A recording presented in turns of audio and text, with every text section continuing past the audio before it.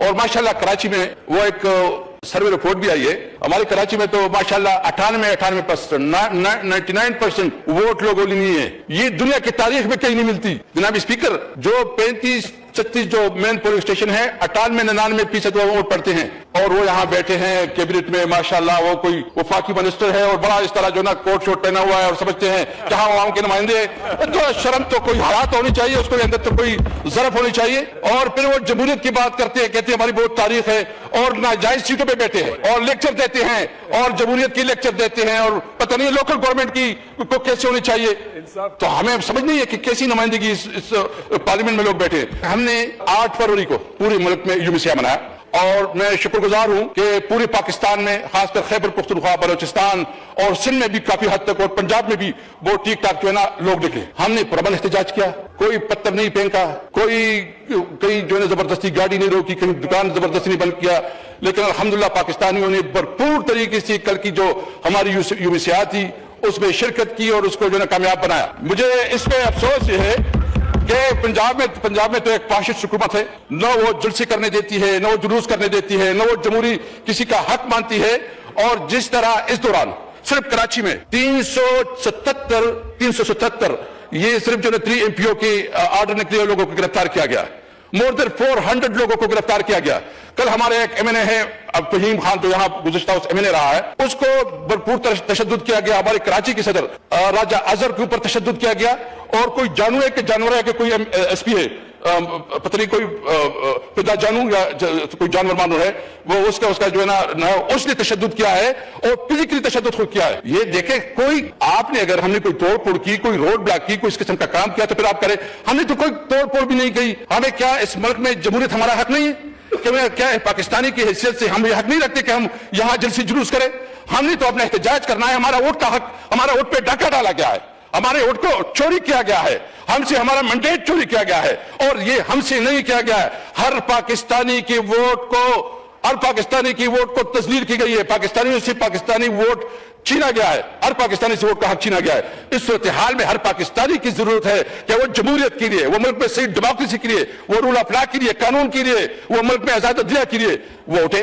آپ جو ہے نا، ہمیں ووٹ کا حق، ہم ووٹ ایک کو پڑتا ہے، اسمبلی میں دوسرا بیٹھتا ہے، تو ایسے میں کیسے ملک چلے گا؟ کیا اس دورے امن و امان آئے گا؟ اور عدالتوں کی کیا صورتحال ہے؟ عدالتوں کی حال ہے کہ 26ویں اور 27ویں آئینی ترمیم کے بعد عدالتوں کے اوپر حکومتی کنٹرول اور ضبط بڑھ گیا ہے، اور حکومت جو ہے نا اپنی فیصلہ کرنا ہے کہ کس کو کتنی سزا دینی، کتنی سزا نہیں دینی ہے. میں صرف پیپل پارٹی سے اس کو کہنا چاہتا ہوں کہ دیکھیں، آپ تو جمہوریت کی چیمپئن ہیں. جو کراچی میں ہوا یا آپ کی ایما پہ ہوا، کیا کراچی میں جو ہوا یا آپ کے مشورے سے ہوا؟ آپ کی حکومت ہے، آپ کا چیف منسٹر ہے، اور ہمارے لوگوں کے ساتھ جو تشدد اور ظلم ہوا ہم ان کی بھرپور مذمت کرتے ہیں. میں اسپیکر صاحب 2-3 تجاویز بھی دوں گا، اور میں سمجھتا ہوں کہ اس وقت اس ملک کی تمام بحرانوں کا ایک ہی حل ہے، ایک ایسا الیکشن کمیشن جو سب کو قابل قبول ہو، اور وہ الیکشن کمیشن نئے الیکشن کروائیں اور عوام کے صحیح نمائندے اس پارلیمنٹ میں آئے. دوسری، جو آپ کی جو فارن پالیسی ہے اس کے اوپر آپ پورا ڈیبیٹ کریں، ڈسکس کریں. پچھلے دن بھی کہا تھا، ہم نے کہا کہ ہم نے ٹرمپ کی بہت تعریفیں کی، اور کوئی کہتا ہے کہ اس کو نوبل انعام دینا چاہیے، اور نتیجہ یہ نکلا کہ انڈیا کے ساتھ انہوں نے 18% ٹیرف پہ جو ہے نا ایگریمنٹ کیا، ہمارے پاس 19% ہے. اور یورپی یونین کے ساتھ ان کی اس وقت انڈیا کی جو ایگریمنٹس ہو رہے ہیں، یہ ہمارے لیے بہت بڑا ایک چیلنج ہے، لمحہ فکریہ ہے کہ کیا ہم نے جو اتنی ٹورز کی، اتنے لوگ آ رہے ہیں، اتنے لوگ جا رہے ہیں، دنیا کی ٹورز ہو رہے ہیں، کیا ہم نے کتنا جو ہے ایگریمنٹس کی، ہمارے ایکسپورٹ کتنے بڑے ہیں، مہنگائی میں کتنی فرق آیا ہے. اس وقت مہنگائی جو حال ہے، جو اس وقت بے روزگاری ہے، اس وقت جو بدامنی ہے، اس کی ذمہ دار کون ہے؟ اس کی یہ ذمہ دار حکومت ہے.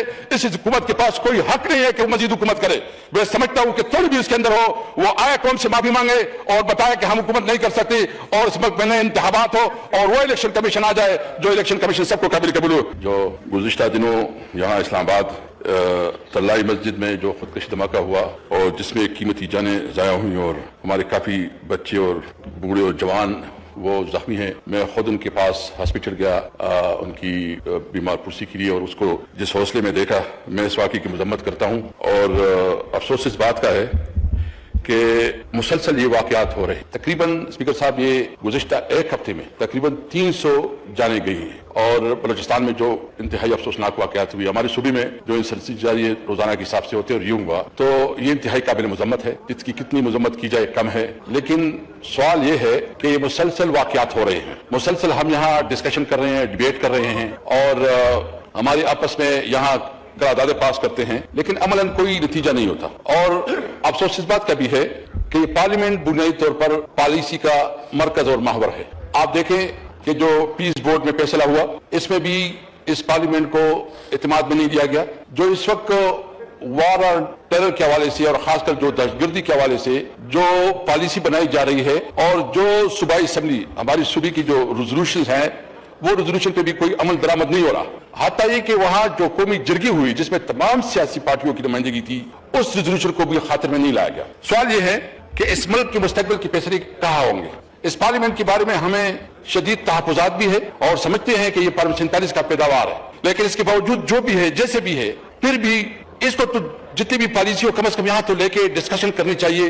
اس لیے ہمیں جب تک اب روٹ کاز جو اس کی بنیادی مسئلہ ہے جہاں سے یہ جنریٹ ہوتا ہے اس کو آپ ایڈریس نہیں کریں گے تب تک اس مسئلے کا حل نہیں ہے. جناب اسپیکر, اس وقت آپ کی پوری بارڈرز پہ جتنے آپ کے افغانستان ہو گیا اور انڈیا کے ساتھ تو آپ کی ایک حالت جنگ میں ہے, لیکن باقی بھی جو ہماری پڑوسی ممالک اس کے ساتھ ہمارے تعلقات اچھے نہیں ہیں. سب سے پہلے ہمیں جو ضرورت ہے کہ ہم اپنی ریجنز میں کم از کم اپنے تعلقات تو ریوزٹ کریں.